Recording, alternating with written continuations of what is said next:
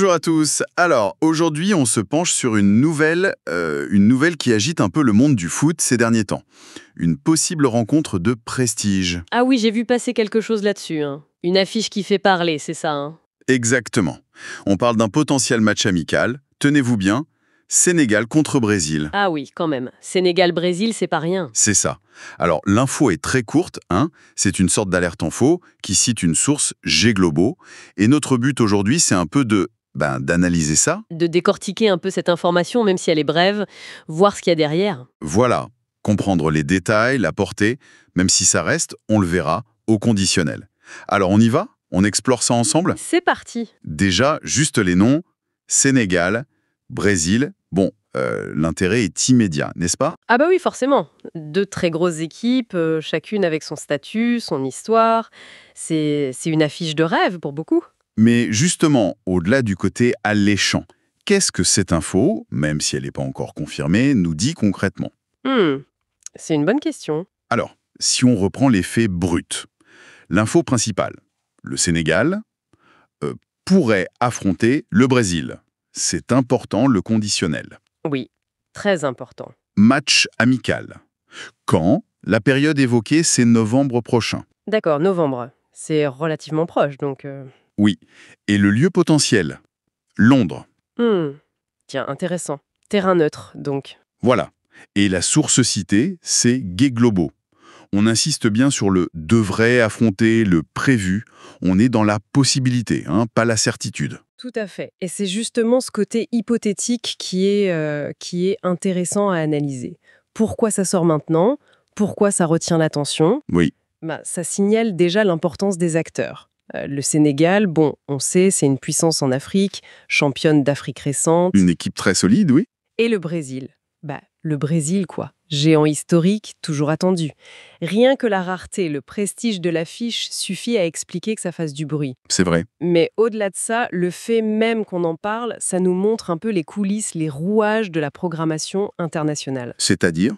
Ces matchs amicaux de très haut niveau, c'est crucial pour la préparation des équipes, c'est pas facile à organiser, ça se négocie parfois longtemps à l'avance. Ah oui, j'imagine. Donc que cette rumeur sorte, ça veut dire que probablement, les fédérations cherchent activement ce genre d'adversaires, des sparring partners de luxe pour se préparer aux prochaines échéances. Et ce choix de Londres, alors, vous disiez intéressant, pourquoi ça interpelle toujours un peu quand on a une équipe africaine et une sud-américaine qui jouent en Europe? Exactement.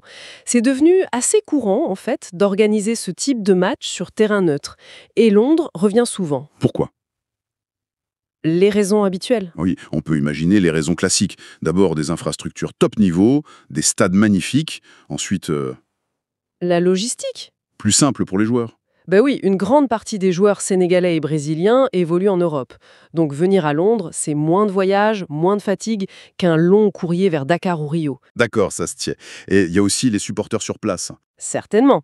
La présence de diaspora importante, sénégalaise et brésilienne, ça peut aider à remplir le stade. Et puis, évidemment, il y a l'attractivité commerciale. Ah, l'aspect économique, on y revient souvent. Oui, c'est difficile d'ignorer cet aspect aujourd'hui. Un match à Londres, ça peut potentiellement générer plus de revenus, billetterie, droits TV, sponsors, que dans un des deux pays, selon les contextes locaux. Mais est-ce que c'est toujours l'argent le facteur numéro un? Ou la commodité pour les joueurs prime? C'est souvent un mélange, un arbitrage. La commodité pour les joueurs, c'est un vrai argument pour les sélectionneurs et les fédérations. Ça optimise la préparation. Mais l'opportunité économique est rarement mise de côté, soyons honnêtes. Et la fiabilité de l'info, venant de Gay Globo. Faut rester prudent, vous disiez. Oui, absolument. Globo est une source, mais l'info est au conditionnel. Dans le milieu des négociations de match, beaucoup de pistes sont explorées, discutées, et toutes n'aboutissent pas. Bien sûr. Donc, on prend note, c'est un signal intéressant que des discussions existent ou aient existé, mais prudence. C'est noté. Mais si on se projette un peu, imaginons que le match ait lieu. Qu'est-ce qu'il rendrait si alléchant sur le terrain, purement sportivement? Ah, sportivement, c'est là que ça devient vraiment passionnant, hein. C'est la confrontation des styles, des dynamiques actuelles. C'est-à-dire? D'un côté, on a le Sénégal. On connaît leur puissance physique, leur discipline tactique, leur vitesse en contre. C'est très structuré, souvent très efficace. Oui, une équipe difficile à bouger. Et de l'autre, le Brésil. Alors, oui, il y a toujours cette image de la technique, de la créativité, du joga bonito, même si honnêtement, le Brésil moderne est aussi devenu très rigoureux, très européen dans son approche tactique. C'est vrai, le jeu a évolué. Mais cette opposition de philosophie, adaptée au foot d'aujourd'hui, avec des joueurs de classe mondiale des deux côtés, sur le papier, ça promet un sacré match. On imagine l'attente que ça pourrait créer. Pas juste chez les supporters sénégalais ou brésiliens d'ailleurs. C'est le genre de match que tous les fans de foot ont envie de voir. Exactement. C'est une affiche globale. Et parfois, ces amicaux de prestige, sans la pression énorme du résultat d'une compétition officielle, Ça donne des matchs plus ouverts, plus spectaculaires. ça peut, oui. Moins de calculs, peut-être plus d'envie de bien jouer, de se montrer. Et si on élargit un peu la perspective, si ce match se confirme, quelles seraient les implications pour chaque équipe? Alors, pour le Sénégal, ce serait une opportunité formidable. Se frotter régulièrement à des équipes du calibre du Brésil, c'est indispensable pour continuer à progresser. Pour se situer par rapport au top niveau mondial. Voilà, c'est le test parfait. Évaluer le niveau réel de l'équipe, donner de l'expérience aux joueurs face à ce qui se fait de mieux, affiner la tactique avant les grandes compétitions. Une bonne performance, même sans gagner, ça peut booster la confiance. Énormément. C'est un catalyseur potentiel.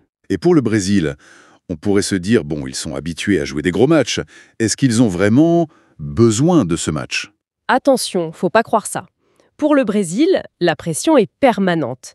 Chaque match est scruté, analysé. C'est vrai. Maintenir un rythme international contre des adversaires variés et solides, c'est fondamental pour eux aussi.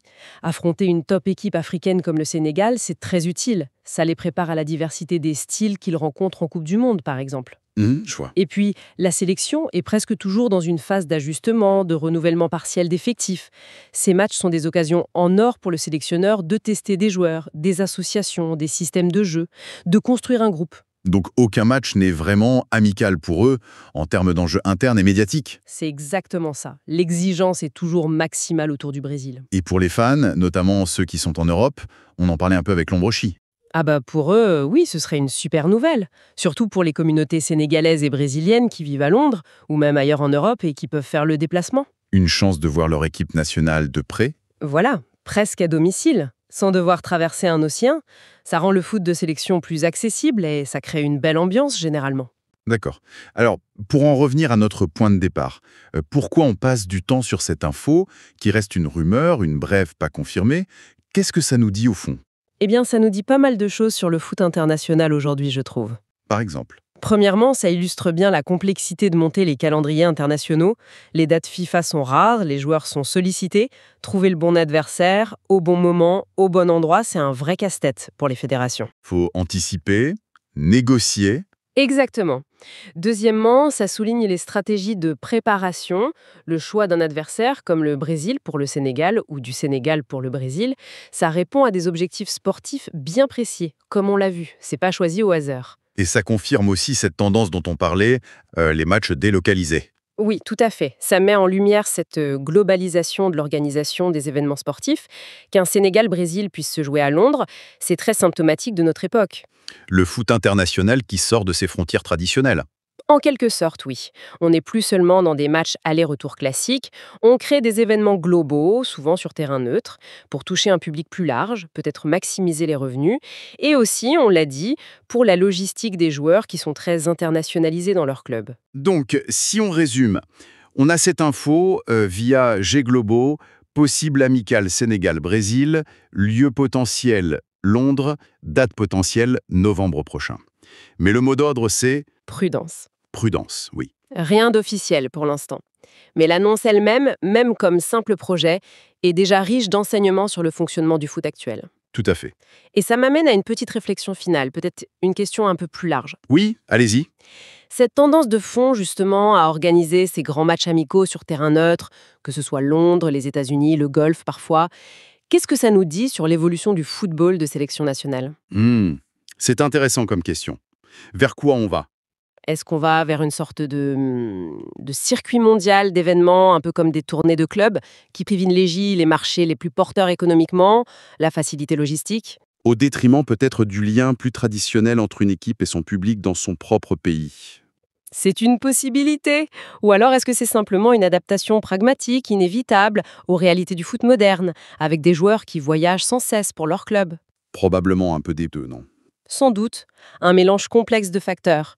Mais cette délocalisation de plus en plus fréquente, elle interroge quand même sur l'identité, sur l'avenir du football de sélection tel qu'on l'a connu, dans ce paysage globalisé et très commercialisé. C'est une excellente question pour conclure notre discussion. Une piste de réflexion très pertinente. On va suivre ça de près, évidemment, voir si ce Sénégal-Brésil se confirme. On garde un œil dessus. Mais on retiendra surtout comment une simple brève, une rumeur, peut en dire long sur les dynamiques complexes du football international aujourd'hui.